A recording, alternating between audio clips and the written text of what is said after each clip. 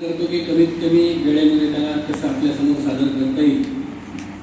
माझं नाव अनिल शिवाजीराव सूर्यवंशी, मी छत्रपती संभाजीनगरमधून आहे आणि जवळपास 10 वर्षापूर्वी स्वामीजींनी आता थोड्या वेळापूर्वी सांगितलं की माझ्या शरीराची अवस्था अशी होती की माझं वजन होतं 87 किलो आणि 3 शुगरच्या आणि बीपीची गोळी मी खात होतो.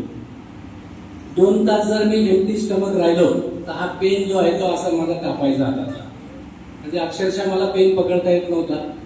मंत्रालयात सारखं जावं लागायचं आणि मी मंत्रालयात जेव्हा मी संघटनेच्या कामासाठी जात होतो, मी कलेक्टर ऑफिस औरंगाबादला असतो आणि संघटनेचं मी राज्यस्तरावरचं काम करतो. तर मी ज्यावेळेस जायचो मंत्रालयामध्ये तर माझ्या सोबतचे जे सहकारी आहेत ते सोबत काहीतरी गोड आमच्या सोबत राहायचं, म्हणजे 2 तासाच्या वर झालं तर मी स्वेरिंग व्हायची माझ्या अंगाची.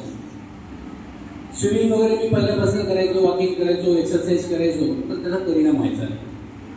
आणि एवढी हालत गंभीर झाली होती की डॉक्टरने सांगितलं होतं की आता आपल्याला इन्सुलिन चालू करावं लागेल. म्हणजे मी 450, 450, 500, 550चे माझ्याकडे रिपोर्ट आजही आहे शुगरचे, आणि मला आता इन्सुलिन चालू करणार होते डॉक्टर. अशी अवस्था होती. ही झाली शरीराची अवस्था. आणि मनाची अवस्था, जो शुगरच्या गोळ्या खात असतो किंवा कुठल्याही आजाराचे आपण जेव्हा सातत्याने गोळ्या खातो तेव्हा मानसिक परिस्थिती किंवा मानसिक आजार सुद्धा आपल्याला लागलेले असतात, पण ते आपल्याला माहिती नसतात. म्हणजे मी यासोबतच सामाजिक संस्थेचं सुद्धा काम करतो. मी स्नेहबंध म्हणून एक संस्था आहे, तसाही मी उपाध्यक्ष आहे. आणि समाजामध्ये आपण बघत असतो की आपल्याला शारीरिक आजारापेक्षा आपले मानसिक आजार जास्त आहेत. लोक भले कबूल करो ना करो, परंतु 75% लोक, माझं असं म्हणणं आहे की मानसिक आजारी आहेत.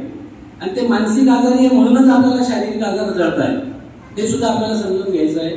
आपण या ठिकाणी मी माझा थोडक्यामध्ये अनुभव सांगतो की मी जेव्हा या अवस्थेला होतो तर तेव्हा माझे एक मित्र आहेत, मणी साहेब, ते इथे एक वेरॉक ग्रुप आहे, वेरॉक ग्रुपचे ते व्हाईस प्रेसिडेंट आहे.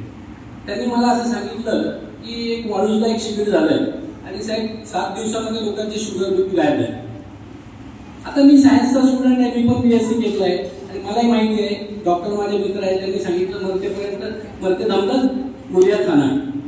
आणि अशी अवस्था असल्यामुळे मलाही डोक्यात पक्क होतं की आपल्याला गोळ्या खायच्या आहेत आणि हे जे ऐकतोय आपण ह्या कारणाने ऐकायचं, या कारणाने सोडून द्यायचं. म्हणून मी ते सगळं ऐकलं, सोडून दिलं. असं 1-2 महिने गेले, परंतु योगायोगाने या ठिकाणी पाटील साहेबांसाठी जोरदार टाळ्या एकदा झाल्या पाहिजे. कारण की आपल्याला महाराष्ट्रामध्ये नुसतं छत्रपती संभाजीनगर नाही, संपूर्ण महाराष्ट्रामध्ये आपल्या SN पाटील साहेबांनी खूप मेहनत घेऊन ही साधना अगदी लोकांपर्यंत पोहोचवलेली आहे. ते माझ्या शेजारीच राहतात, आमचे गुरुजी आहेत. उद्या परवा ते येथील काही घरगुती कारणांमुळे ते येऊ शकले नाही, उद्या परवा ते येणार आहेत. तर त्यांच्याकडे मी गेलो घरी आणि ही साधना समजावून घेतली. तर समजावून घेतली तर मला काही समजली नाही. आता इथे बसलेले जे नवीन आलेले असतील, मला नाही वाटत तुम्हाला ती साधना फार लवकर समजते आणि समजत नाही, कारण ही उलटी साधना आहे. भोजन नाही, शक्ती नाही, आम्हाला माहिती आहे, खाल्ल्याशिवाय जमणार नाही. आणि ज्यावेळेस उलट सगळं आम्ही ऐकतो त्यावेळेस आम्हाला ही साधना पहिली गोष्ट म्हणजे पटतच नाही. पण जेव्हा आम्ही प्रयोग चालू करतो, मला पटलं तर नाही, साधनेचे पुस्तकं घेतले, घरी पुस्तकं वाचले आणि प्रयोग सुरू केले. प्रयोग सुरू केल्यानंतर घरच्यांना वाटलं हे सगळं उलट झालेलं आहे, यांना एकतर शुगर एवढी हेवी आहे आणि हे आता सकाळी खाणार नाही, आता हे कच्चं खाणार आहे, या सगळ्या गोष्टी.